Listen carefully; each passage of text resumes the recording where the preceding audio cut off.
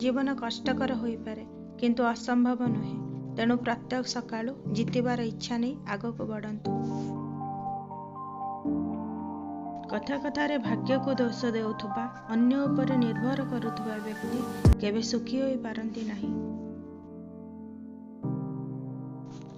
जो व्यक्ति पर दुखरे निजको सामिल करे ताठू अधिक सुंदर मनीष दुनिया रे केही नाहंती। सम्मान पाइबाकू हेले अन्य को सम्मान देबाकू पड़ी थाए। काहाठारू जोर जबरदस्ती सम्मान मिली न थाए। जदि भूल संशोधित न हुए तेबे एहा आहुरी बड़ विपद आनिबो। आराम रे बंचिबार सहज उपाय हेउछि अन्य माननकु आराम रे जीवन यापन करिबाकू देबा। धैर्य सर्वदा तिक्त अटे किंतु फलाफल सबुबेले मिठा होइଥାଏ।